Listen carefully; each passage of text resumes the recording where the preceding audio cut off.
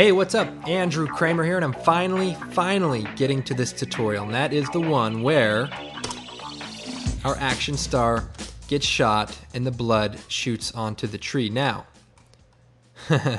believe it or not, he didn't really get shot.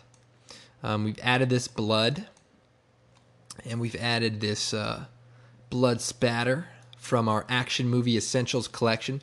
But I will say that the spatter for this particular tutorial, I've actually taken from my Riot Gear DVD. On that DVD is a bunch of spatter images. And these images are matted already, and basically using a little color correction, I was able to turn them into blood. Now, Action Movie Essentials include some blood elements, but hey, Riot Gear's also got some great elements, so I want to just incorporate those for this tutorial.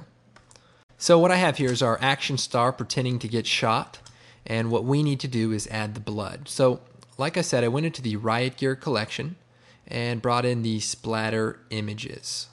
You can choose from any one of these 22 or choose number 2 and number 4, like I have already done. So now we need to turn these into blood. Now, the blood from the Action Movie Essentials DVD can just be dropped into your composition.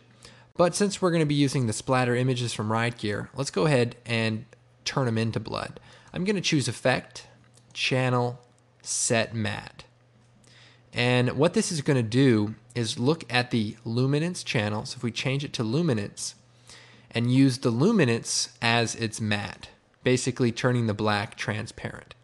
We can then copy this, paste it to our other layer, and it too will be keyed out. Pretty simple. Then we can go to Effect, Generate, Fill. And you can change it to any color blood that you want. We'll just make it a little darker.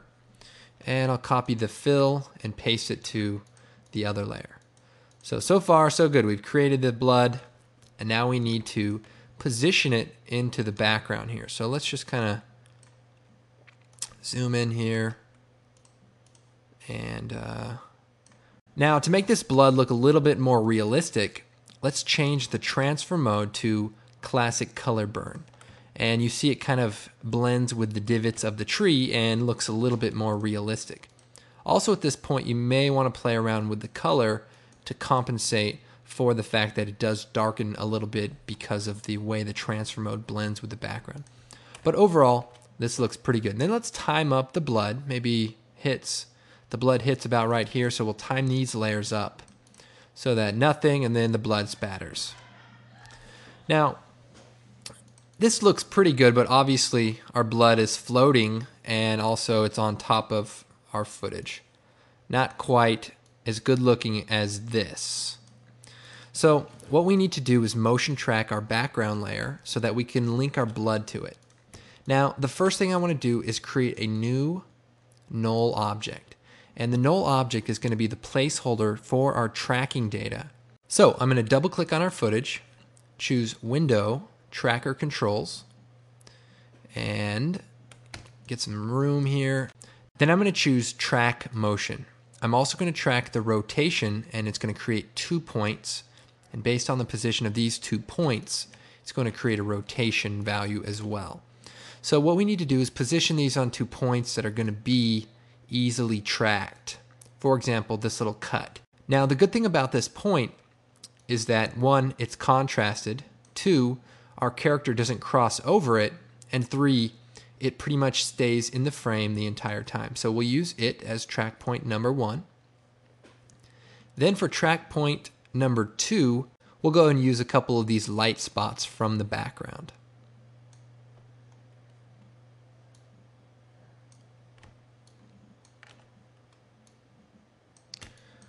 Okay, then we'll click on the Track Forward button. And as you can see, the tracking data has been calculated. Now what I want to do is edit the target so that my motion tracking data applies itself to that null object we created. Then choose OK. Then choose Apply.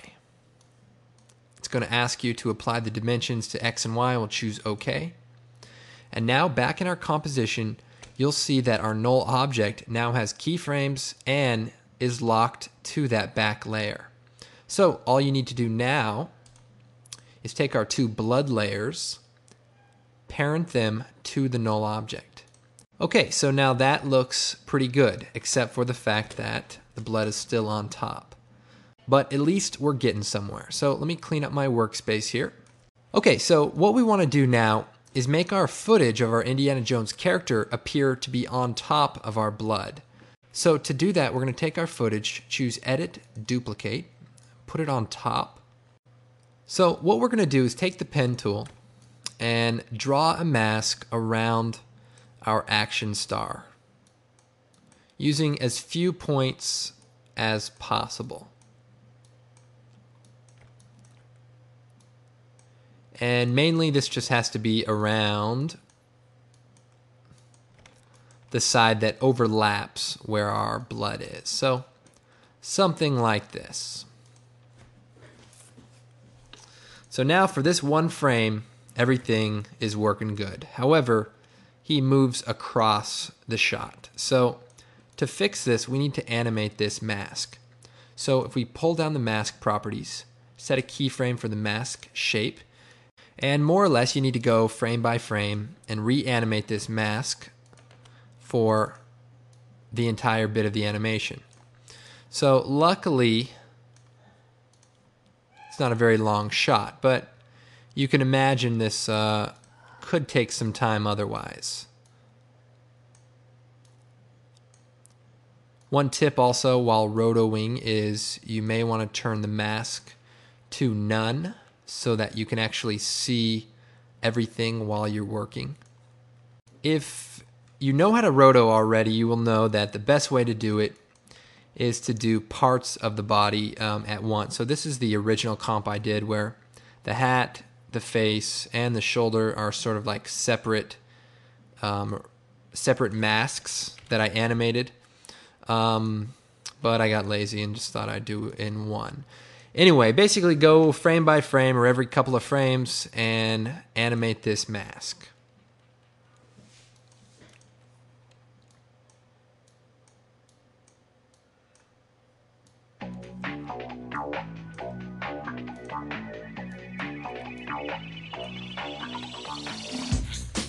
Okay then, once you're done animating the mask, it's pretty good.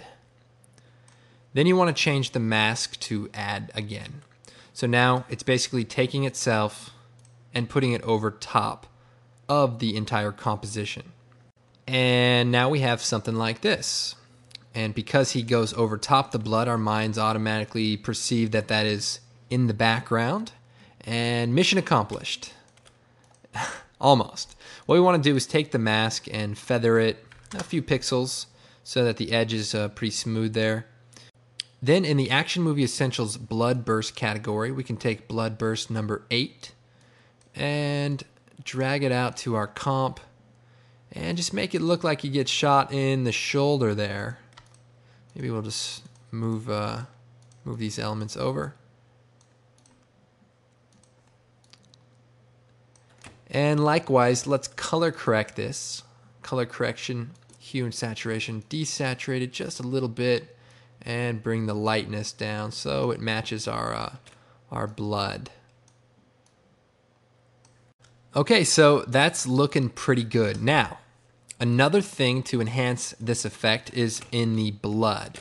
Well, first of all, you can line this blood up now, and because we've set up these masks, you can pretty much move it around to wherever you need. But once it's in place, then what we want to do is animate these blood bursts on. So if we take the first layer, create a circular mask around pretty much the whole, and if you hit MM, bring up the mask properties, and we have the expansion here. So what we can do is animate the mask expansion from 0 forward a couple of frames to all the way expanded. So that when the blood hits, it sort of spatters on, and we can feather the edges of this a little bit, maybe make it look like motion blur. Then you can copy the mask, Control C, paste it to the other blood layer, and all the blood spatters on. Just in time, too. Let's go and play this back. Okay, so that looks pretty good, and just time up the animation so that fits your needs, and you're in good shape. Now, if we haven't plugged enough of Video Copilot products, I'm going to plug one more. Create a new adjustment layer. Install your Filmmagic Pro that you bought from videocopilot.net. Grab the Green Easy preset, drop it into the adjustment layer.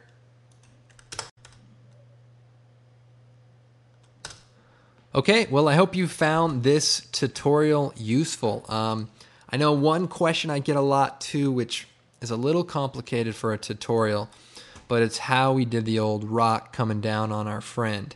And basically, in 3D Studio Max, I modeled this ball. It was very complicated. It was a, what do they call that? Oh yeah, a sphere with a noise map on it and a nice rock-looking texture. Some good lighting, if I do say so myself. Nice bright one up on top, little ambient coming over here.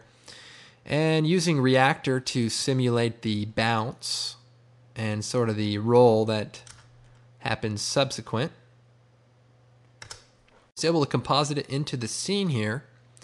And I also added just a little shadow and some blood elements from the Action Movie Essentials collection, as well as a ricochet to simulate the dust kind of shooting up.